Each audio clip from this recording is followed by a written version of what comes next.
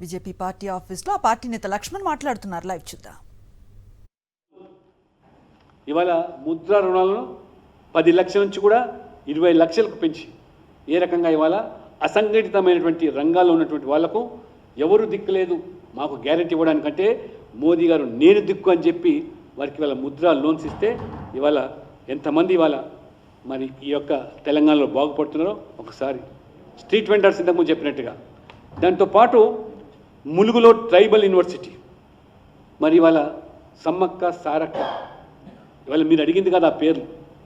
ఈ తెలంగాణలో ఉన్నటువంటి ఆ యొక్క గిరిజనులను ఆదివాసులను పరిగణన తీసుకొని వాళ్ళ నమ్మకాలను వాళ్ళ విశ్వాసాలకు అనుగుణంగా ఇవాళ ఆ ములుగులను స్థాపించి ఏ రకంగా గిరిజనులకు ఇవాళ మరి అండగా నిలబడ్డదో అదే రకంగా మరి ఈరోజు నిమ్స్ పేరు మీద జైరాబాద్లో కూడా 2.5 లక్షల మందికి నిమ్స్ ఇవాళ ఉపాధి కల్పించేదానికి కేంద్రం మార్గం సుగమం చేయడం. వందే భారత్ ఎక్స్ప్రెస్లు ఈ రాష్ట్రానికి తెలంగాణకు 3 వందే భారత్.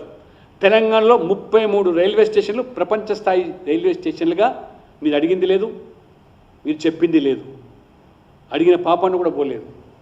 మీరు ఆ రకంగా 10 సంవత్సరాలు మీరు ఈ రాష్ట్రాన్ని దేశాన్ని పాలిస్తే ఈరోజు 33 ఇంటర్నేషనల్ స్టాండర్డ్స్ రైల్వే స్టేషన్స్ ఇవాళ కాజీపేటలో వ్యాగన్ ఓవరాలింగ్ వర్క్షాప్ ఇవాళ ఈ రకంగా అనేకమైనటువంటి ప్రాజెక్టులు నిధులు మొన్నటికి మొన్న మరి పసుపు బోర్డు 40 సంవత్సరాల్లో సాధ్యం కానిది ఇవాళ తెలంగాణకు ఉత్తర తెలంగాణకే కాకుండా నేషనల్ మరి వాళ్ళ టర్మరిక్ బోర్డు నిజామాబాద్లో మరి తీసుకొచ్చినటువంటి ఘనత అది భారతీయ జనతా పార్టీ అనే విషయాన్ని మర్చిపోకూడదు.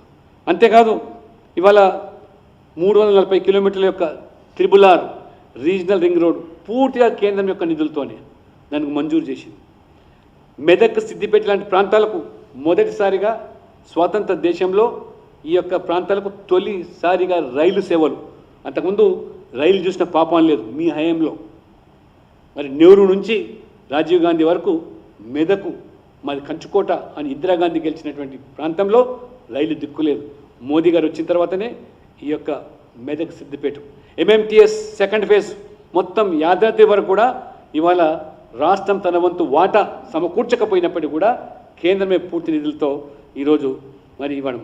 ఆ రకంగా విద్యుత్తు NTPC ఆధ్వర్యంలో రామగుండంలో పవర్ ప్లాంట్ ఆ రకంగా నిర్మాణం, దానికి తోడు ఇవాళ బీబీనగర్లో ఎయిమ్స్, సనత్ నగర్లో ESIC మెడికల్ కాలేజు ఆసుపత్రి నిర్మాణం, రామగుండం హైదరాబాద్లో కొత్త ఆసుపత్రుల నిర్మాణం, IIT హైదరాబాద్ అభివృద్ధికి ప్రత్యేకమైన నిధులు, ఉస్మానియా యూనివర్సిటీకి SC హాస్టళ్ల నిర్మాణం, ములుగు జిల్లాలో ఇంతకుముందు చెప్పినట్టుగా గిరిజన విశ్వవిద్యాలయం, Pochampally, Jangaon, Siddipet world best tourism విలేజ్లుగా మరి కేంద్ర ప్రభుత్వం ద్వారా గుర్తింపు, ప్రసాద్ పథకం ద్వారా రామప్ప ఆలయం అభివృద్ధికి మరి 60 కోట్లపై చిలుకు, భద్రాచలం